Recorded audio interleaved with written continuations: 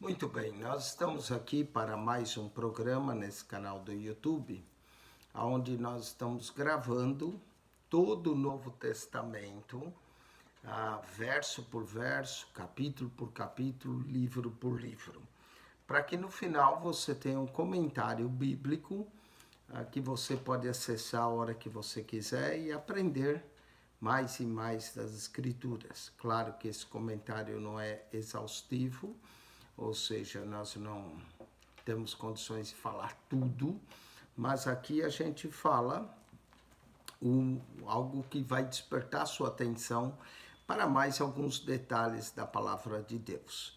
Muito bem, nós estamos em Atos, capítulo de número 20, estamos vendo a terceira viagem missionária de Paulo. A primeira fez Paulo e Barnabé, capítulo 13 e 14. Depois, no capítulo 15, nós temos o Concílio de Jerusalém. Aí, a segunda viagem, Paulo inicia com Silas. Acompanha Silas, acompanha Paulo, Timóteo também, até eles chegarem na região de Éfeso, onde Paulo acaba deixando Priscila e Áquila, não é? Onde ele encontrou Priscila e Áquila no Atos capítulo 18, deixou eles lá e o apóstolo vai e viaja para Jerusalém de navio, depois segue para Antioquia, passa pela Galácia novamente, vem pelas regiões superiores e chega à cidade de Éfeso. Nós terminamos o capítulo 19, aquele grande ajuntamento que teve na cidade de Éfeso, eles clamando, grande é a deusa Diana dos Efésios, não é? Foi um grande tumulto, até que o escrivão da cidade conseguiu dispensar a turba. Agora, vamos continuar, capítulo 20, não é? Depois que cessou o alvoroço na Macedônia e a Grécia, Paulo então volta para a Ásia, não é? Diz o capítulo 20, verso 1. Depois que cessou o alvoroço, Paulo chamou a si os discípulos e, abraçando-os, saiu para a Macedônia. E, havendo andado por aquelas terras, exortando com muitas palavras, veio à Grécia. Paulo está exercendo seu ministério apostólico entre Macedônia e Grécia, e ele está ali fazendo esse ministério de tal forma que está passando pelas igrejas por onde ele já passou, Filipos, essa igreja tessalônica que ficava na Macedônia, Bereia, e depois vem a Grécia novamente, Atenas, Corinto, passando por ali 3 meses e sendo-lhe pelos judeus pós-ciladas, como tivesse navegar para a Síria, determinou voltar para a Macedônia. Os judeus, que têm um ódio agora mortal contra Paulo, começa a pôr ciladas para ver se eles pegam Paulo em alguma cilada e pode executar a Paulo. Mas então ele volta para a Macedônia e acampou-se até a Ásia, Sópater de Bereia e os de Tessalônica, Aristarco e segundo e Gaio de Derbe, Timóteo e os da Ásia, Tíquico e Trofome, esses indo adiante nos esperaram em Troade. Então aqui nós temos uma lista de irmãos em Atos capítulo 20 que acabaram ficando com Paulo, né? Acompanhou Paulo na Ásia. Sópater de Bereia, da cidade de Bereia, onde Paulo, quando saiu de Tessalônica, foi para Bereia. Então nós temos aqui o nosso irmão Sópatro. Nós temos também Aristarco, Gaio, Derbe, Timóteo, Tíquico e Trófimo. São tudo irmãos que vão acompanhar a Paulo e esperar ele em Troade. E depois dos dias dos pães asmos, navegamos de Filipe, e esse navegamos que o escritor está colocando é que Lucas estava acompanhando Paulo. Lucas é o companheiro de Paulo, ele está sempre com Paulo. Depois dos dias dos pães asmos, ou seja, depois da Páscoa, navegamos de Filipos e em 5 dias fomos ter com eles a Troade, onde tivemos 7 dias. Então Paulo vai passar em Troade 7 dias com os irmãos, que é mencionado no verso 4, Sópater, Aristarco, Gaio, Timóteo, Tíquico e Trófimo, esses irmãos vão passar com Paulo 7 dias ali. E o verso 7 de Atos, capítulo 20, verso 7, é muito interessante. Diz, no primeiro dia da semana, não é? Muita gente diz que o dia era sábado, o dia da igreja, porque o Antigo Testamento dizia, lembre-te do dia do sábado, e Paulo ia à sinagoga no sábado, mas a igreja primitiva, já em Atos 20, verso 7, mostra que ela se reunia no primeiro dia da semana. Isso é importante entender, porque, por exemplo, os nossos irmãos, eu vou chamar de irmãos, né, adventistas do sétimo dia, diz que o domingo é o sinal da besta, que o domingo só foi instituído depois de Constantino. Nada mais longe da verdade, nada mais errado do que falar isso, porque em Atos 20, verso 7, nós vemos que a igreja já se reunia no primeiro dia da semana. O primeiro dia da semana é o domingo, onde a igreja se reunia. Nós vemos que quando eles dizem isso, mostram um desconhecimento da Bíblia, porque na Bíblia diz que a igreja reunia no primeiro dia da semana, é o dia da ressurreição. O domingo passou a ter nome de domingo, que vem de domínios, quer dizer o dia do Senhor. Então, no primeiro dia da semana, juntando-se os discípulos para partir o pão, celebravam a ceia. Toda vez que você lê em Atos 20 que eles partiam o pão, eles estão celebrando a ceia. Paulo, que havia de partir no dia seguinte, isso é na segunda-feira, não é? Falando com eles, alargou-se a prática até meia-noite. A igreja também não tinha hora para acabar os cultos, não é? Então Paulo está pregando e alargou-se a prática dele até meia-noite. E havia muitas luzes no cenáculo onde estavam juntos. Eles se reuniam no cenáculo. O cenáculo normalmente é um andar superior. Diz que ali em Troade, né, nós estamos falando da cidade de Troade, havia até muitas luzes, mas estava um certo jovem por nome Eutico, assentado numa janela. Na janela quer dizer no primeiro andar. E ele vai cair, e o cenáculo é primeiro, o segundo, o terceiro andar, não é? Nesse caso, esse cenáculo era bem alto, ficava no terceiro andar, e estando um certo jovem por nome Eutico assentado numa janela, caiu do terceiro andar tomado de um sono profundo. Eu não sei se a prática de Paulo era uma prática meio monótona, mas colocou o jovem Eutico de sono e ele acabou caindo. Ele estava na janela, não sei por que estava se assentado na janela, deveria se apoiar na parede, principalmente estava com sono, não é? Mas ele acabou caindo de um profundo sono. Tem gente também que dentro da igreja está dormindo um profundo sono, do qual precisa acordar, não é?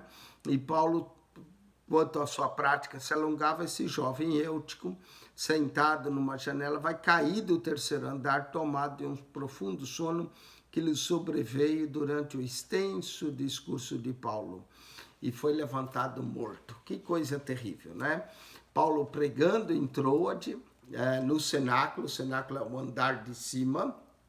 Nesse caso, esse cenáculo ficava no terceiro andar, imagine a altura, e lá estava esse jovem sentado junto à janela, Eutico, e devido à pregação de Paulo se estender por tanto tempo, o colocou para dormir. Que coisa terrível, não é? Colocou o jovem meio dormindo e caiu no sono profundo, e o sono foi tão profundo que ele vai e cai do terceiro andar. Quando ele caiu, foi levantado morto. Paulo, porém, descendo, inclinou sobre ele e abraçando, disse: não vos perturbeis, que a sua alma está nele. Nós vamos ter um outro caso de ressurreição, já é o segundo no livro de Atos. O primeiro, nós temos o caso de Dorcas, a qual Pedro orou por ela e ela se levantou. E agora é o Eutico, né? Isso é um sinal apostólico, o sinal de quando alguém ora por alguém e ele é ressuscitado, era considerado um sinal apostólico. E Paulo vai ter o mesmo sinal apostólico de Pedro. Pedro ressuscitou a Dorcas, Paulo vai ressuscitar esse jovem Eutico, né? Claro que não é eles que ressuscitam, é o próprio Deus, mas no poder do Espírito Santo. Paulo diz: não vos perturbeis, que a alma está nele, subindo. partiu o pão. Partiu o pão significa celebrou a ceia do Senhor. O pão representava o corpo de Cristo. E comendo lhes falou largamente até a alvorada e assim partiu. Note que os discursos do apóstolo Paulo eram grandes discursos. Ele já tinha falado até meia-noite, o Eutico pegou no sono, caiu, ele vai lá, ressuscita o Eutico, né? Diz, não vos perturbeis, a alma está nele, volta e continua pregando até o alvoroço, né? O alvoroçar do dia. Então, diz que ele voltou e predicou até a alvorada, né? A alvorada do dia, e assim partiu.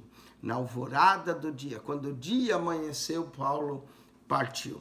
E levantando vivo o jovem, ficaram não pouco consolados, né? Foi realmente um grande milagre. Isso alegrou para que o Paulo continuasse pregando até a alvorada do dia, até o dia amanhecer. Nós, porém, depois subindo do navio, navegamos até Assós, onde deveríamos receber a Paulo, porque assim ordenara, indo ele por terra. Então, quando Lucas diz nós, ele está mencionando, ele estava lá, eles partiram de navio, mas Paulo foi por terra caminhando, e essa é uma região típica da Grécia e da Ásia Menor e da Macedônia, é que algumas cidades dá para ir de terra e outras por navio. Eles caminharam de navio, mas Paulo seguiu adiante por terra.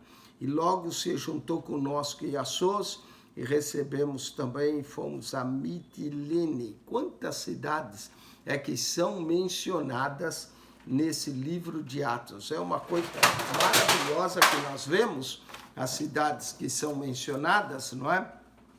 Na verdade, nós temos que mencionar 32 países, 54 cidades, 9 ilhas no Mediterrâneo e 95 pessoas diferentes são mencionadas no livro de Atos, não é? Então nós temos toda essa descrição de algo maravilhoso, a cidade Mitilene.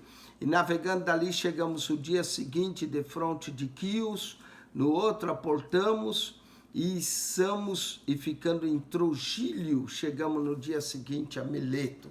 Quantas e quantas cidades são mencionadas no livro de Atos, não é? Nos dá detalhe, eu recomendo você, se quiser ter uma visão mais clara, que pegue um mapa e você pode acompanhar de Troade, a cidade de Assós, a cidade de Mitileno, a cidade de Quios, toda Trogílio, todas essas cidades até Mileto, e você vai ver as cidades que pertenciam à Grécia, todas elas ali são mencionadas nas Escrituras, porque já Paulo tinha determinado passar diante de Éfeso para não gastar tempo na Ásia, e apressava para estar, se lhe fosse possível, em Jerusalém no dia de Pentecostes. Nós vemos que eles já tinham celebrado a festa dos asmos, partido pão, lembrando a morte e a ressurreição de Jesus. Agora tem 7 semanas, Paulo pretende chegar em Jerusalém no dia de Pentecostes, que é a festa das semanas, também é a festa a qual desceu o Espírito Santo sobre os apóstolos. E isso nós estamos falando aqui do ano 53, 54, onde Paulo pretende ir de novo a Jerusalém no dia de Pentecostes. De Mileto, mandou a Éfeso chamar os anciões da igreja. Então, Paulo mandou que alguém chamasse os anciões, ele vem, e logo que chegaram junto dele, disse: Paulo, vós bem sabeis que desde o primeiro dia que entrei na Ásia, como em todo esse tempo me portei no meio de vós. Paulo está falando aos anciões que vieram de Éfeso até Mileto, servindo ao Senhor com toda humildade, com muitas lágrimas e tentações, que pelas ciladas dos judeus me sobrevieram. Nós vimos que os judeus armavam ciladas, logo isso diz no capítulo 20, verso 3, para tirar a vida de Paulo. Mas Paulo sobreviveu a todas elas, e houve muitas lágrimas, tentações, tudo que Paulo passou. E ele diz, como nada que útil seja, deixei de vos anunciar e ensinar publicamente pelas casas, testificando tanto a judeus como a gregos a conversão de Deus e a fé de nosso Senhor Jesus Cristo, não é? Então Paulo está anunciando tudo o que ele fez, como ele pregou tanto a judeus como a gregos, anunciando essa fé maravilhosa que nós temos em Jesus. E agora eis que, ligado pelo Espírito, vou para Jerusalém, não sabendo o que lá me há de acontecer. Na verdade, Paulo sabia, né, sentia no seu espírito que algo ia acontecer com ele em Jerusalém.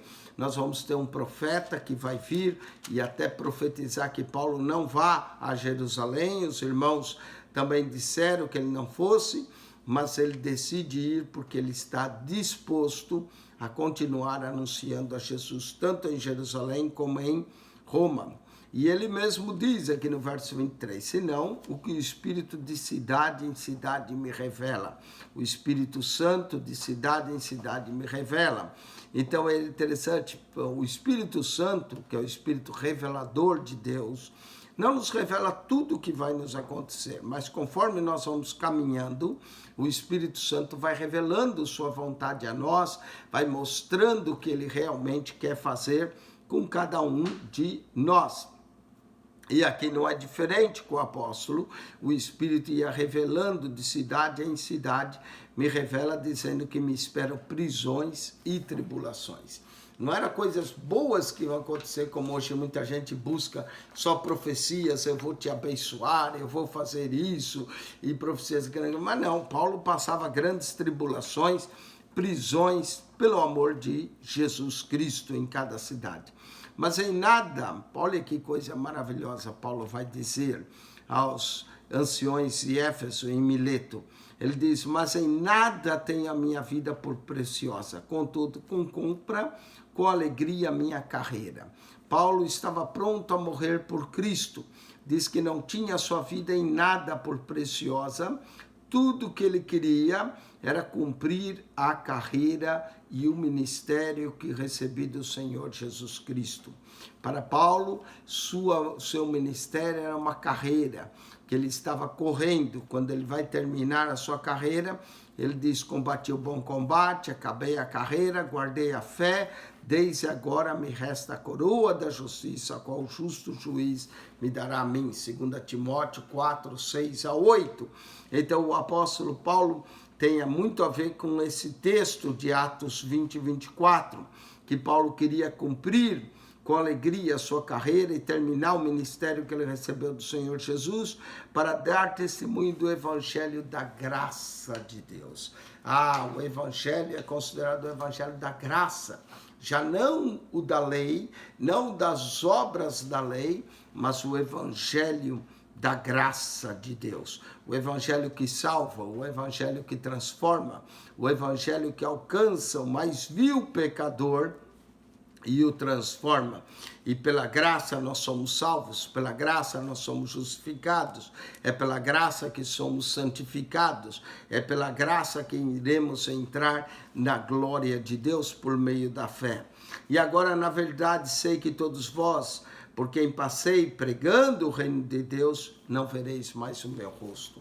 Paulo já tinha tido uma revelação, como ele disse, do Espírito Santo, que os irmãos lá não viriam mais o seu rosto. Ele está determinado a ir para Jerusalém, ele sabe que em Jerusalém ele vai ser preso. Como ele disse, o Espírito revelava aquilo que de cidade em cidade acontecia, e ele sabe que os irmãos não veriam mais o seu rosto. Isso aqui é considerado a despedida de Paulo, tanto dos irmãos de Mileto quanto dos anciões de Éfeso. Porque no dia de hoje vos protesto que estou limpo do sangue de todos vós. Paulo havia pregado o evangelho, Paulo havia anunciado a graça de Deus e se considerava limpo do sangue de todos eles por ter anunciado o evangelho. Porque nunca deixei de vos anunciar todo o conselho de Deus. Como é bom quando a gente tem um ministério e a gente prega e anuncia todo o conselho de Deus, a obra da salvação, as doutrinas que o Senhor nos dá. E quando nós estudamos o Evangelho, quando nós estudamos o Novo Testamento, é isso que nós vamos encontrar, o conselho de Deus, a fortaleza de Deus, a palavra de Deus, isso é tudo importante. Agora Paulo diz para os líderes, os anciões: olhai por vós mesmo e por todo o rebanho, sobre que o Espírito Santo, a menção do Espírito Santo é algo predominante no livro de Atos, repete mais de 43 vezes, e ele diz aqui: olhai por vós e por todo o rebanho, sobre que o Espírito Santo vos constituiu bispos. Ancião, bispo, presbítero, tem tudo o mesmo sentido, eram líderes da igreja, a qual Deus colocava, ora colocava como, pode ser bispo, ancião ou presbítero, o qual vos constituiu bispo, para apacentardes a igreja de Deus. A igreja é de Deus, a igreja pertence a Deus, que ele resgatou com o seu próprio sangue. Quem resgatou com o seu próprio sangue foi Jesus. Mas Jesus é Deus. Paulo intercala o nome de Jesus com Deus, mostrando a divindade da segunda pessoa do Espírito Santo, Jesus Cristo, não é? Porque eu sei que depois da minha partida entrarão no meio de vós lobos cruéis que não perdoarão o rebanho. Essa era outra revelação que Paulo teve, que nem sempre no rebanho de Deus estão pastores que apacentam o povo, mas também de vez em quando aparece um lobo cruel que não quer poupar o rebanho, que quer devorar o rebanho de Deus. Não é? Então, Paulo dizia: eu sei que vão aparecer que não perdoarão o rebanho, e que dentre vós mesmos se levantarão homens que falarão coisas perversas. Uau, que coisa tremenda, que revelação que o apóstolo teve para atrair os discípulos após si. Que coisa terrível, não é? Homens que buscam a sua própria glória, o seu próprio reino, em vez de buscar o reino de Deus. Infelizmente, atrai discípulos após si. Portanto, vigiai. A mesma coisa que Jesus falou aos discípulos, Paulo, nesse sermão de despedida aos irmãos de Éfeso, em Mileto, está dizendo a mesma coisa: vigiai-vos. Lembrai-vos que durante 3 anos, foi o tempo que Paulo passou na Ásia, não é 2 anos só, né, em Éfeso, não cessei noite e dia de demonstrar com lágrimas a cada um de vós. Parece que Paulo, quando pregava, era um pregador chorão, ele começava a falar, se emocionava e as lágrimas vinham, não é? E ele não cessava de admoestar os irmãos com suas lágrimas. Agora, pois, irmãos, encomendo a Deus a palavra da sua graça, que ele é poderoso para vos edificar e da herança entre vós todos os santificados. Esse discurso de Paulo em Mileto aos irmãos de Éfeso é um discurso maravilhoso, é considerado o discurso de despedida do apóstolo Paulo dos irmãos da Ásia. Mais tarde ele vai escrever cartas, mas essa é a despedida de Paulo. E ninguém cobicei prata, e nem ouro, nem a veste. Paulo estava com suas mãos limpas, com a sua consciência limpa, que ele não pregou o evangelho por causa de dinheiro, por cobiça. Ele diz: não cobicei prata, nem ouro, nem a veste. Vós mesmos sabeis para o que era necessário a mim e os que estão comigo, essas mãos me serviram. Essas mãos me serviram. Paulo trabalhou, Paulo construiu tendas, Paulo ganhou o seu próprio sustento para que ninguém pudesse acusá-lo de ter abusado da fé e das propriedades dos irmãos. Tenho-vos mostrado em tudo que, trabalhando assim, é necessário auxiliar os enfermos e recordar as palavras do Senhor Jesus, que disse: mais bem-aventurado coisa é dar do que receber. Essas palavras do Senhor, mencionada por Paulo, essa bem-aventurança do dar do que receber, nós não encontramos no Evangelho. Isso nos mostra que aquilo que João falou, que tudo que Jesus fez, ensinou, falou, nem tudo está registrado no Evangelho. Aqui, por exemplo, nós encontramos uma expressão do apóstolo Paulo que não encontramos em Evangelho nenhum, essa bem-aventurança do dar do que receber, mas Jesus disse isso, mais bem-aventurado é dar do que receber. E outro dia eu meditava, por quê? Porque receber é tão bom, não é? Muita gente gosta. Por que dar é mais bem-aventurado do que receber? Simples, porque quem dá, dá porque tem. Ninguém pode dar o que não tem. Então, se alguém pode dar, ou contribuir, ou distribuir, é porque Deus lhe deu primeiro. E aí a pessoa pode compartilhar. E é uma grande bem-aventurança em dar. Dar porque você tem, dar porque Deus lhe deu, dar e compartilhar com quem precisa. É uma bem-aventurança. Feliz é o homem que pode compartilhar e dar e distribuir aquilo que o Senhor tem lhe dado. Então, Atos 20 e 35, nós encontramos uma expressão maravilhosa que foi dita pelos lábios de Jesus. Mais bem-aventurado coisa é dar do que receber. E havendo dito isso, pôs-se de joelhos e orou com todos eles. Paulo era um homem de oração. Depois do seu discurso, ele termina com uma oração linda, maravilhosa, orando por todos os irmãos. E a oração era parte da vida de Paulo, as lágrimas eram parte da vida de Paulo, conforme nós vemos nesse discurso. É um discurso emocionante, é um discurso de despedida do apóstolo Paulo dos anciões, é um discurso que ao mesmo tempo ele previne contra os lobos devoradores que querem invadir o rebanho de Deus, é um discurso onde ele manda que eles vigiem, é um discurso onde ele limpa a sua consciência, dizendo que não pegou ouro nem prata de ninguém, não cobiçou nada disso, que ele trabalhou com suas mãos para prover, para ajudar a obra de Deus. Que discurso lindo de Paulo, emocionante, comovente, que nos mostra um verdadeiro apóstolo do Senhor, que não visava lucro pessoal, não visava sua promoção pessoal, a única coisa que visava era o reino de Deus, era dar, dar e dar e dar, era o que o apóstolo dizia, e o próprio Senhor Jesus disse, mais bem-aventurada coisa é dar do que receber. E havendo posto de joelho, orou com todos eles, levantou um grande pranto entre todos, não é? Houve o pranto de despedida, de choro, lançando-se ao pescoço de Paulo, o beijavam, entristecendo muito, principalmente pela palavra que ele dissera, não veriam mais o seu rosto, e acompanharam até o navio.